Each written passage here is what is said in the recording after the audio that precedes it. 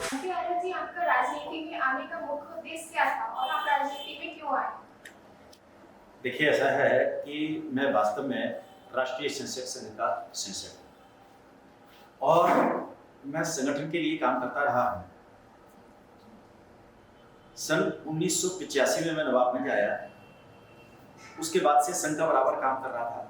Bharatiya Janata party चूंकि राष्ट्रीय स्वयंसेवक संघ का ही एक हिस्सा है, इसलिए उसके लिए भी काम करता था। 2002 में जब भगवत शरण जी, जो कि भारतीय जनता पार्टी से पहले विधायक थे, वो पार्टी छोड़कर के चले गए और पार्टी में ऐसा लगा कि कोई पार्टी को ठीक से यहाँ चला नहीं सकता है, तब माननीय रामलाल जी के आदेश में मैं राजनीति में आया। और जी, एक बार आपका भाजपा से टिकट हुआ था और आप अच्छे दावेदार भी थे, फिर भी आप चुनाव हार गए और सपा का प्रत्याशी जीत गया। इस बारे में आप क्या कहना चाहेंगे? देखिए, मैंने आपको बताया 2002 में भगवत शरण जी, जो कि भारतीय जनता पार्टी के विधायक हुआ करते थे, वो पार्टी छोड़ करके गए और सारे प्रमुख कार्यकर्ताओं को अपने साथ ले गए। पार्टी उसमें कार्यकर्ता विहीन थी और कोई ऐसा बूम नहीं था। इसके कारण से ये बात सही है कि चुनाव हारे, लेकिन इसके मतलब इन सब खराब परिस्थितियों के बाद भी दूसरी पोजीशन पर रहे और चुनाव हारना कोई बुरी बात नहीं है। ये तो वातावरण के उस पर निर्भर करता है। 2017 में आपने विधानसभा चुनाव में भाजपा के लिए टिकट की मांग की थी, लेकिन आप एक अच्छे दावेदार भी थे और आपको इस पे टिकट नहीं मिला था, इसलिए आप क्या कहना चाहेंगे? देखिए, ये पार्टी की अपनी पॉलिसीज रहती हैं। पार्टी जो भला समझती है, जिस तरह का समझती है, उस तरह से काम करती है। ये बात ठीक है कि 2002 में मैं पहला चुनाव लड़ा था और तब से लेकर नवाबगंज की भारतीय जनता पार्टी को खड़ा करने का काम, उसको सींचने का काम, उसको मजबूत करने का काम सिर्फ मैंने किया था अपने बहुत सारे साथियों के साथ में।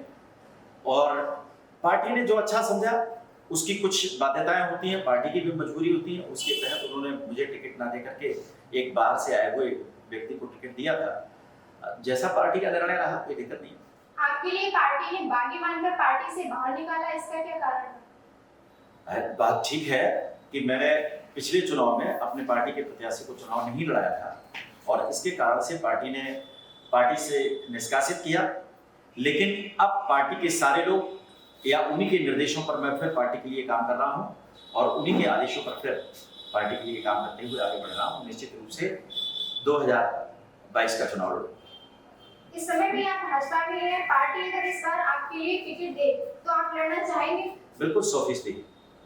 जनता मांगती है जो शिक्षा और चिकित्सा और सुरक्षा के लिए सुरक्षा वादा करेगा उसको मत देंगे। क्या आपने अपने क्षेत्र में शिक्षा और चिकित्सा के लिए क्या क्या कार्य किए? देखिए, ये दोनों क्षेत्र मेरे पसंदीदा क्षेत्र हैं। मैं आपको थोड़ा सा पीछे ले जाना चाहूंगा। जब मैं हाई स्कूल में पढ़ा करता था, उस समय इस विधानसभा के अंदर विज्ञान हाई स्कूल तक पढ़ाने वाला केवल और केवल एक स्कूल हुआ करता था, सेथल के अंदर आजाद नौरंग हायर सेकेंडरी स्कूल। तो मुझे बहुत खराब लगता था कि हमारे क्षेत्र में शिक्षा की इतनी खराब स्थिति कि हाई स्कूल तक विज्ञान नहीं पढ़ाई जाती है। मैंने शिक्षा के क्षेत्र में काम करना यहाँ पर प्रारंभ किया। एक विद्या मंदिर इंटर कॉलेज खड़ा करने में सहयोग किया। शिशु मंदिर मैंने खड़ा कराया यहाँ पर। श्री कृष्ण इंटर कॉलेज में को आगे बढ़ाने में जितना मुझसे सहयोग हो सकता था वो किया। एक आदर्श महाविद्यालय के नाम से डिग्री कॉलेज की स्थापना कराई और नवाबगंज का पहला डिग्री कॉलेज यहाँ स्थापित किया। और इसके बाद में एक प्रोफेशनल कॉलेज जो कि खासतौर से चिकित्सा शिक्षा के मामले में काम बढ़िया ढंग से काम कर रहा है, आर्य कॉलेज ऑफ फार्मेसी के नाम से। फार्मेसी की शिक्षा वहाँ होती है, पैरामेडिकल की शिक्षा वहाँ होती है और नर्सिंग की शिक्षा वहाँ दी जाती है। अपने क्षेत्र में ये लोग अपने पैरों पर खड़े हो सकें बच्चे, इसके लिए मैंने आगे प्रयास किए हैं। और चिकित्सा के क्षेत्र में तो बराबर काम करता रहा हूँ। लोगों की सेवा करना सन 1985 से शुरू किया है। मैं खासतौर से पिछले दिनों की बात करूं तो कोरोना के दिनों में ज्यादातर डॉक्टर्स ने शहरों में भी अपने नर्सिंग होम बंद कर दिए थे, मरीजों को देखना बंद कर दिया था। ऐसे कठिन दुरूह समय में भी मैंने अपनी क्लिनिक में लगातार मरीजों को देखा, खासतौर से कोरोना के पॉजिटिव मरीजों को भी देखा। एक एक दिन में संभावित कोरोना के 80-80, 90-90 पेशेंट एक एक दिन में देखे और बहुत सारे कोरोना के मरीज जो कहीं भर्ती नहीं हो पा रहे थे, जिनको बाकी सहायता नहीं मिल पा रही थी, ऑक्सीजन जितनी मेरे पास में थी वो मैंने उनको निःशुल्क उपलब्ध कराई। जितनी सेवा कर सकता था उतनी करने की कोशिश की। अगर आप चुनाव जीत जाते हैं तो आपका जनता के सामने कैसे रोल करेंगे? देखिए, जनता मेरे इस क्षेत्र में अच्छी तरह से जानती है, इसीलिए 2002 से लेकर आज तक मेरे साथ में वही स्नेह, वही प्रेम बना हुआ है, क्योंकि मैंने बराबर ईमानदारी से काम किया है। और वो अच्छी तरह से जानती है कि पढ़ा लिखा आदमी विकास के क्षेत्र में निश्चित रूप से अपने क्षेत्र को बहुत आगे ले जाएगा।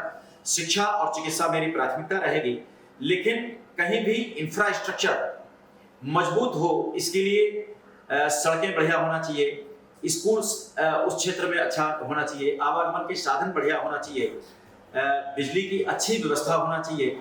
जब सारी सुविधाएं होती हैं तो क्षेत्र अपने आप विकास करता है।